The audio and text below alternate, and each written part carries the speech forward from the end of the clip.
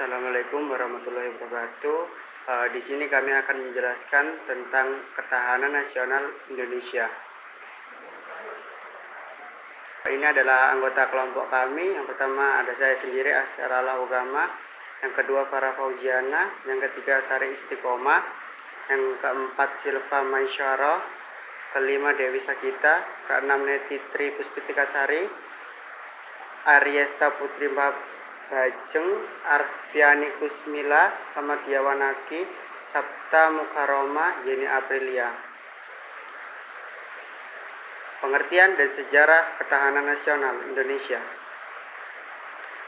Pengertian dan sejarah ketahanan nasional Indonesia. Ketahanan nasional merupakan istilah khas Indonesia yang muncul pada tahun 1960-an. Istilah ketahanan nasional dalam bahasa Inggris disebut sebagai National Resilience. Dalam teknologi barat, terminologi yang kurang lebih semakna dengan ketahanan nasional dikenal dengan istilah national power atau kekuatan nasional. Secara etimologis, istilah ketahanan berasal dari kata dasar atau tahan yang berarti tahan penderitaan, tabah, kuat, dan dapat menguasai diri, gigih, dan tidak mengenal menyerah. Untuk selanjutnya, kita ada pengertian dan sejarah ketahanan nasional di Indonesia. Teori national power telah banyak dikembangkan oleh para ilmuwan dari berbagai negara. Salah satunya adalah Hans J. Dalam bukunya yang berjudul Politics Among Nations, ia menjelaskan tentang apa yang disebutnya sebagai the element of national power, yang berarti harus dipenuhi suatu negara agar memiliki kekuatan nasional. Secara konsepsional, penerapan teori tersebut di setiap negara itu berbeda karena terkait dengan dinamika lingkungan strategis, kondisi sosial, kultural, dan aspek lainnya. Sehingga pendekatan yang digunakan di setiap negara juga berbeda. Sebagai konsepsi yang khas Indonesia, gagasan tentang ketahanan nasional muncul di tahun 1960. Sehubungan dengan adanya ancaman yang dihadapi bangsa Indonesia, yakni meluasnya pengaruh komunisme dari Uni Soviet dan Cina. Selanjutnya, gejala tersebut mempengaruhi para pemikir militer di lingkungan SSKAD atau Sekolah Staf Komando Angkatan Darat atau sekarang adalah Seskot.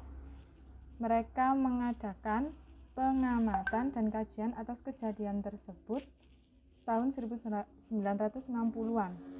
Gerakan komunitas semakin masuk ke wilayah Filipina, Malaysia, Singapura, dan Thailand. Pengertian dan sejarah ketahanan nasional Indonesia. Di tahun 1965, Komunis Indonesia bahkan berhasil mengadakan pemberontakan Gerakan 30 September 1965 yang akhirnya dapat diatasi. Menyadari hal tersebut, maka gagasan dan unsur apa saja yang ada dalam diri bangsa Indonesia serta apa yang seharusnya dimiliki agar kelangsungan hidup bangsa Indonesia terjamin di masa-masa mendatang terus menguat.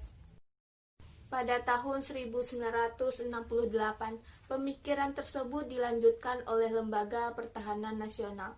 Kesiapan menghadapi tantangan dan ancaman itu harus diwujudkan dalam bentuk ketahanan bangsa yang dimanifestasikan dalam bentuk perisai atau tameng, yang terdiri dari unsur ideologi, ekonomi, sosial, dan budaya militer. Tameng yang dimaksud adalah sublimasi dari konsep kekuatan SSKAD.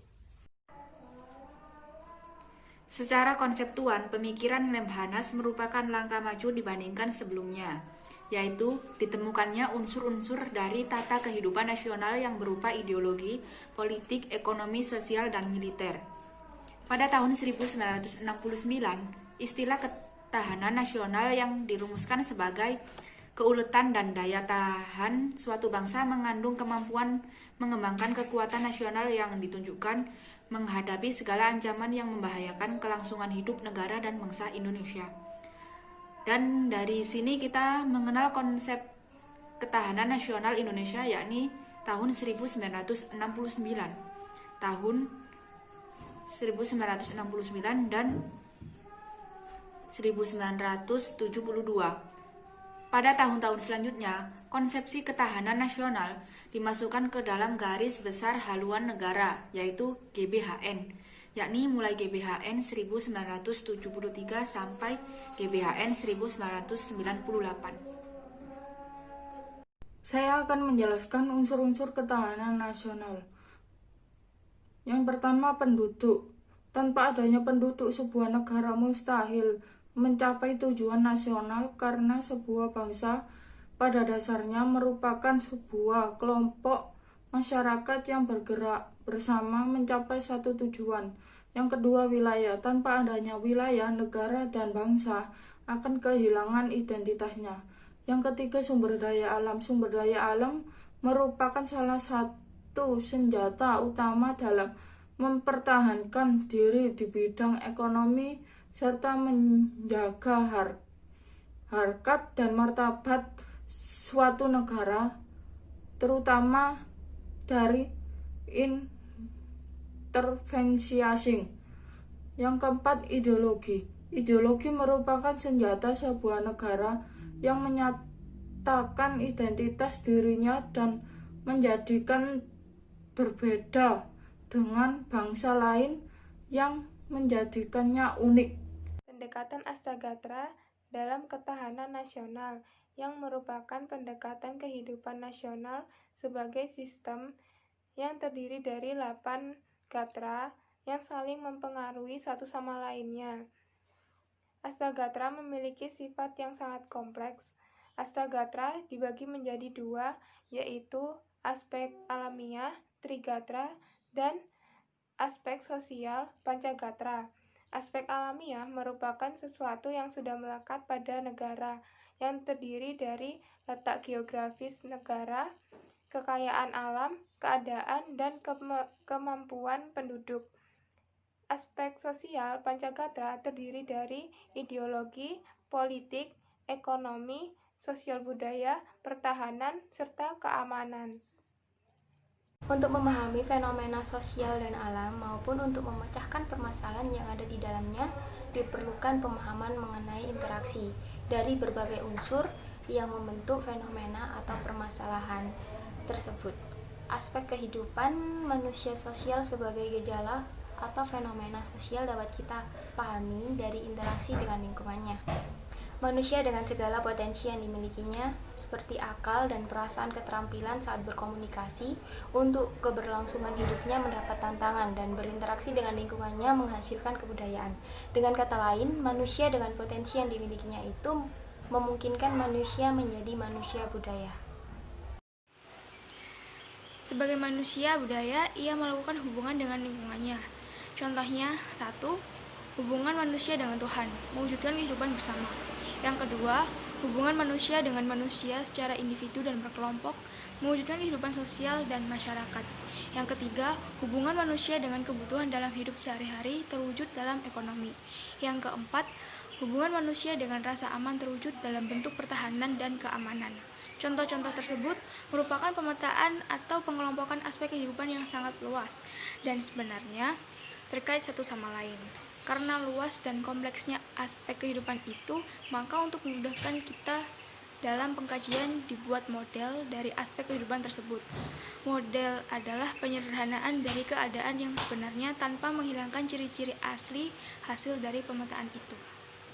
Dan ketahanan nasional. Ketahanan nasional adalah merupakan suatu kondisi dinamis, suatu bangsa yang terdiri atas ketangguhan serta keuletan dan kemampuan untuk mengembangkan kekuatan nasional dalam menghadapi segala macam dan bentuk ancaman, tantangan, hambatan, dan gangguan, baik yang datang dari dalam maupun luar, secara langsung maupun yang tidak langsung, yang mengancam dan membahayakan integritas, identitas, kelangsungan hidup bangsa dan negara, serta perjuangan dalam mewujudkan tujuan perjuangan nasional.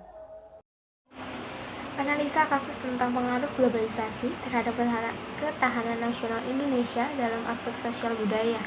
Di zaman era globalisasi ini, segala sesuatu aspek kehidupan yang ada bersaing begitu ketat. Seperti yang kita ketahui, era globalisasi itu ditandai dengan adanya perdagangan bebas, di mana produk dari suatu negara dengan bebas dapat masukkan diperjualbelikan di negara lain. Kenyataan itu tentu menimbulkan tantangan bagi semua negara untuk mampu bersaing dalam meningkatkan kualitas produk industrinya. Tapi sayang, warga negara Indonesia lebih tertarik dengan produk impor yang menurut mereka lebih berkualitas. Ini terjadi karena kurangnya pemahaman tentang ketahanan nasional. Adanya new kolonial pada negara kita karena lebih tertarik dengan impor. Dilihat banyak sekali produk-produk impor yang masuk dan digemari banyak kalangan di Indonesia. Ini merupakan suatu tanda goyahnya ketahanan nasional. Itu saja presentasi dari kelompok kami. Wassalamualaikum warahmatullahi wabarakatuh.